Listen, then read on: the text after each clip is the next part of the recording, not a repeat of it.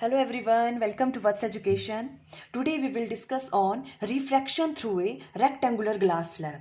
अगर आपके पास एक रेक्टेंगुलर ग्लास स्लैब है उसमें से रिफ्रैक्शन किस तरह से होती है, ठीक है, आपको ये शो करने को आ सकता है एग्जाम में। तो सबसे पहले हम क्या ले रहे हैं, एक रेक्टेंगुलर ग्लास स्लैब। देखो ये अपने रेक्टेंगुलर ग्लास स्लैब ले लिया एक, जिसका नाम हमने रख दिया PQRS। ये एक रेक्टेंगुलर ग्लास स्लैब है, क्लियर है। ओके, अब देखो इसके अंदर ये तो मीडियम कैसा है, ग्लास। यहाँ बाहर क्या हम एयर ले रहे हैं और यहाँ पे क्या है, एयर है, क्लियर। तो देखो अब अगर यहाँ पे क्या है आपके पास, एयर, आउटसाइड क्या आपके पास एयर है, ये एयर हो गया। और जो इसका रिफ्रैक्टिव इंडेक्स है वो क्या मान लेंगे हम, म्यू ए, ऐसे रिप्रेजेंट करेंगे उसको। और अंदर क्या आपके पास ग्लास है और इसका रिफ्रैक्टिव इंडेक्स क्या ले लेंगे, म्यू जी से डिनोट कर देंगे उसको। और यहाँ बाहर द्वारा से क्या है, एयर, जिसका रिफ्रैक्टिव इंडेक्स क्या है, म्यू ए, क्लियर।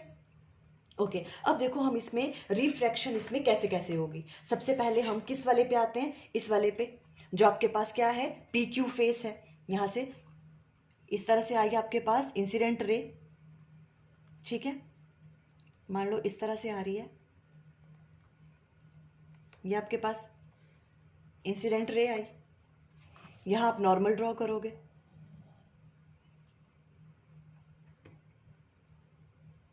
ये नॉर्मल ड्रॉ कर लिया, ठीक है। अब देखो ये कहाँ से, ये वाला एंगल कौन सा हो गया, एंगल I1, नॉर्मल और इंसिडेंट रे के बीच में।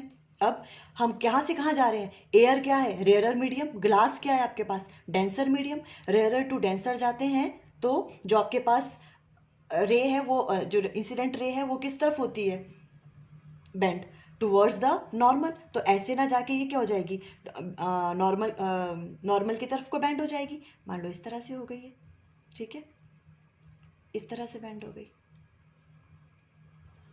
ये वाली, क्लियर है। ओके, ये वाला एंगल कौन सा हो गया, R1, एंगल ऑफ रिफ्रैक्शन, इसको मैंने R1 का नाम दे दिया, क्लियर हुआ यहाँ तक। ओके, अब देखो यहाँ पे हम दोबारा से नॉर्मल ड्रॉ करेंगे क्योंकि उसको बाहर भी आना है ना रे को। तो यहाँ पे हमने दोबारा से नॉर्मल ड्रॉ कर दिया,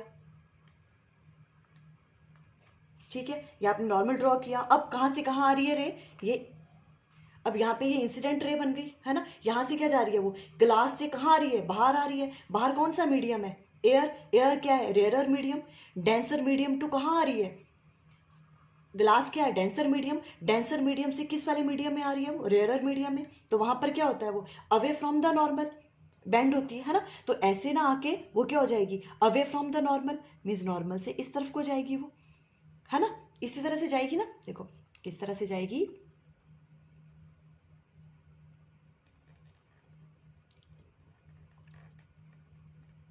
ये ऐसे करके, है ना, ये इस तरह से अवे फ्रॉम द नॉर्मल हो गई, ये नॉर्मल है आपके पास।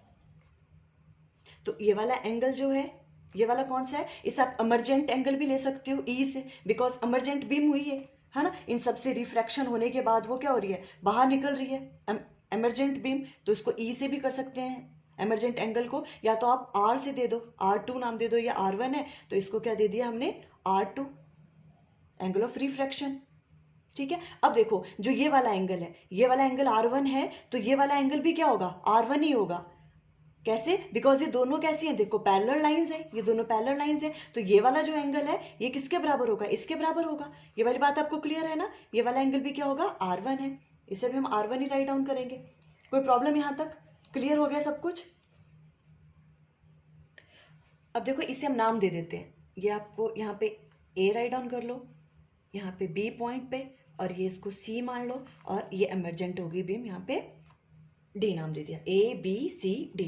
तो इस तरह से आप शो करोगे कैसे, कि जो भी आपके पास रिफ्रैक्शन हो रही है रेक्टेंगुलर ग्लास स्लैब के थ्रू वो इस तरह से होगी। कोई प्रॉब्लम यहाँ पे, एयर में देखो, पर हम यहाँ ये वाला मीडियम और ये वाला मीडियम सेम ले रहे हैं, है ना। तो उस वक्त की बात कर रहे हैं हम, यहाँ भी सेम मीडियम है, यहाँ भी सेम मीडियम है, और अंदर क्या आपके पास ग्लास है, क्लियर हो गया। जैसे देखो एयर के, एयर आपके पास रेयरर मीडियम है, रेयरर टू डेंसर आएगी तो टुवर्ड्स द नॉर्मल शिफ्ट हुई वो, है ना, बेंड हुई। और अगर फिर इस वाले पोर्शन पे क्या हो गया, देखो ये जो आपके पास इंसिडेंट रे है वो क्या कर रही है, ग्लास से एयर में जा रही है, denser to rarer medium, air rarer medium है और ग्लास क्या डेंसर। और डेंसर से रेयरर में आती है तो अवे फ्रॉम द नॉर्मल, तो इसलिए वो इस तरफ को बेंड हो गई, away from the normal. Clear हो गया। ये वाले ये दोनों एंगल हमने सेम कहा बिकॉज ये दोनों लाइंस क्या है, पैरेलल है। तो ये वाला जो एंगल होगा R1 और ये वाला, इसके लिए इस वाले फेस के लिए ये इंसिडेंट एंगल बना है ना, तो ये दोनों एंगल क्या है, R1 अगर ये R1 है तो ये भी R1 ही होगा। ठीक है, आप यहाँ पे I2 भी ले सकते हो अगर इंसिडेंट लेना है, ये I2 कोई प्रॉब्लम नहीं है ना। उस वाले केस में भी क्या होगा, जो या I2 होगा या R1 के बराबर होगा, हमने इसलिए ले लिया बिकॉज देखो ये R1 है तो ये भी आपको अंडरस्टैंड करना ईजी है, ये वाला एंगल भी R1 ही लिया हमने, है ना। तो ये वाला हो गया, और यहाँ पे जब बाहर निकला तो इसको हमें R2 नाम दे दिया, जब डेंसर टू रेयरर हुआ आया। कोई प्रॉब्लम यहाँ पे? ओके। अब देखो हमें बेसिकली क्या प्रूव करना है कि ये तो हमने बता दिया रिफ्रैक्शन इस तरह से हो रही है रेक्टेंगुलर ग्लास स्लैब में। अब हमें I1 को प्रूव करना है, ये R2 के बराबर होता है जब भी रिफ्रैक्शन होती है, किसके थ्रू, रेक्टेंगुलर ग्लास स्लैब के थ्रू, और दोनों जो बाहर वाला जो मीडियम है वो क्या होता है, सेम होता है। तो ये वाला एंगल I1 किसके बराबर होगा, R2 के बराबर। देखो कैसे, हम स्नेल्स लॉ यूज करेंगे पहले इस वाले फेस के लिए। कौन सा फेस, PQ। हम क्या राइट डाउन करेंगे, देखो यहाँ पे यूजिंग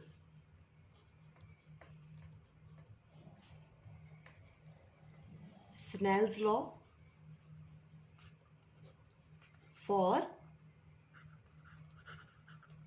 refraction at face, कौन सा फेस ले रहे हैं हम, PQ। PQ के लिए अभी हम स्नेल्स लॉ यूज करेंगे। तो करो, देखो कैसे करते हैं हम यूज। सबसे पहले इसका रिफ्रैक्टिव इंडेक्स एयर का वो क्या है, म्यू ए, और साथ में साइन ऑफ ये वाला एंगल I1 इक्वल टू, अंदर एंटर किए, जहां पे एंटर कर रहे हैं उस मीडियम का रिफ्रैक्टिव इंडेक्स क्या है, म्यू जी, है ना, और एंगल साइन ऑफ R1। कोई प्रॉब्लम यहां तक क्लियर है? ओके। अब हम इसे राइट डाउन कर सकते हैं, देखो sine I1 divided by sine of R1 equal to mu g, और इसको यहां पे ले आओ म्यू ए, ऐसे राइट डाउन कर सकते हैं। इसका मतलब क्या हुआ, refractive index of glass with respect to air. और इसे हम कैसे राइट डाउन कर सकते हैं, refractive index of glass with respect to air, ऐसे हम राइट डाउन कर सकते हैं, glass with respect to air. इसे फर्स्ट का नाम दे दो। क्लियर? ओके। अब क्या करेंगे हम, ये इसके लिए हो गया। अब हम यहां पे यूज करेंगे Snell's law, using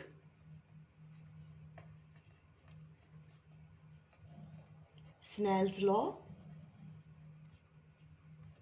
for refraction at face, कौन सा फेस है अब, SR, यहां के लिए हम यूज करेंगे। तो देखो किस तरह से यूज करेंगे यहां पे, उसके बाद मैं यहां राइट डाउन कर रही हूं। देखो इसके लिए करेंगे तो अंदर कौन सा है आपके पास, ग्लास, तो रिफ्रैक्टिव इंडेक्स ऑफ ग्लास लेंगे, और एंगल कौन सा है ये, R1, sign R1 equal to, अब आप बाहर आ जाओ, है ना, ये वाला इसका क्या है, refractive index air, mu A, और angle sine of R2। Clear? दोबारा वही करो, sign R1 divided by sign R2 इधर आ गया, equal to mu a divided by mu g. इस तरह से राइट डाउन कर सकते हैं, refractive index of air with respect to glass. और इसे हम कैसे राइट डाउन करते हैं, refractive index of air with respect to glass, air with respect to glass, इस तरह से राइट डाउन करते हैं, है ना। देखो अब हमें एक चीज पता है, हम इस चीज को कैसे राइट डाउन कर सकते हैं, अगर हमें इसकी फॉर्म में राइट डाउन करना है, ये रेसिप्रोकल होते हैं दूसरे के, तो 1 डिवाइडेड बाय, अगर हम इस तरह से राइट डाउन कर लें G और यहाँ पे A, refractive index of glass with respect to air, ये रेसिप्रोकल ऐसे राइट डाउन कर सकते हैं इसको, अगर इस फॉर्म में राइट डाउन करना है। कोई प्रॉब्लम? क्लियर है ना। तो इसे अब आप कर दो, किसका, सेकंड का नाम दे दो। क्लियर हुआ आपको ये वाला, है ना, बिकॉज हमने इस वाले को किस फॉर्म में राइट डाउन किया, इसके, तो ये इसका क्या हो गया, रेसिप्रोकल, हम ऐसे राइट डाउन कर सकते हैं। अब सिंपल है, मल्टीप्लाइंग फर्स्ट एंड सेकंड को मल्टीप्लाई कर दो। फर्स्ट आपके पास ये वाली चीज है, देखो sine I1 divided by sine of R1 multiply by ये वाली चीज sign R1 divided by sign R2, है ना, इक्वल टू, देखो यहाँ पे ये वाली चीज है ए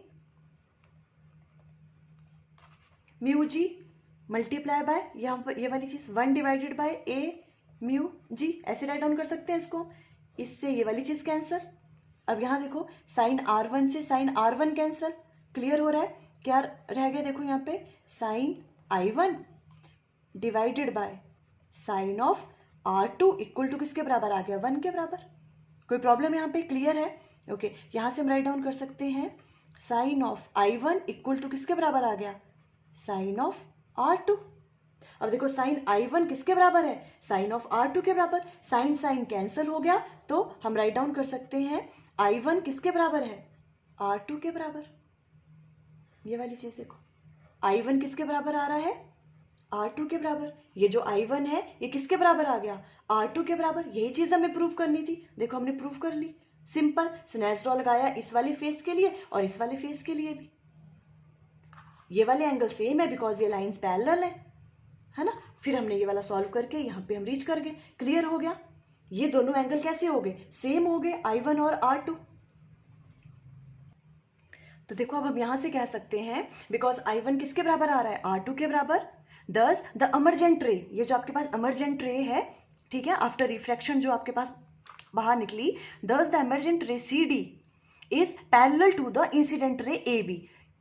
CD जो है AB के क्या है, पैरेलल है, but it has laterally displaced with respect to the incident ray. देखो कैसे, हम क्या कह रहे हैं, ये जो आपके पास CD है, ठीक है, इमर्जेंट रे, ये AB के पैरेलल है, पैरेलल ही है। देखो कैसे, अगर हम AB को इस तरह से लेके आते, देखो अगर हम इसको फुल आगे तक ड्रॉ करें तो ये कैसे आनी थी, देखो इस तरह से,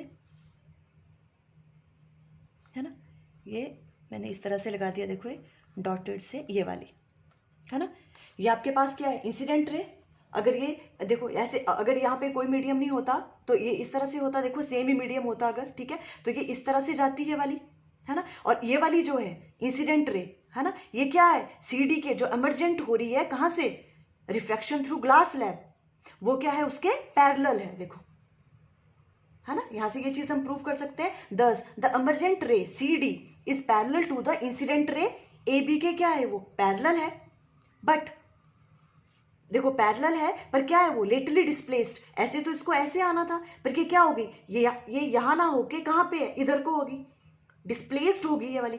इस डिस्प्लेसमेंट को हम बोलते हैं लेटरल डिस्प्लेसमेंट। क्या कहते हैं इस डिस्प्लेसमेंट को हम, लेटरल डिस्प्लेसमेंट। किसको, ये वाली चीज, ये वाली चीज देखो, ये इंपॉर्टेंट है, इसे हम क्या कहते हैं, लेटरल डिस्प्लेसमेंट।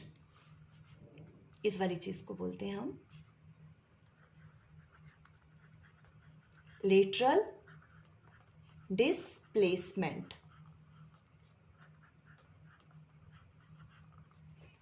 क्लियर हो गया अब आपको, है ना। हमने क्या कहा, refraction through a glass slab में क्या होता है, जब भी जो आपके पास इंसिडेंट रे है वो क्या है, जो आपके पास इमर्जेंट रे होगी, इमर्जेंट रे है CD, इमर्जेंट रे जो है वो पैरेलल होती है किसके, इंसिडेंट रे के, बट वो क्या हो जाती है, डिस्प्लेस्ड हो जाती है, कहां से, यहां से। इसे हम कहते हैं लेटरल डिस्प्लेसमेंट।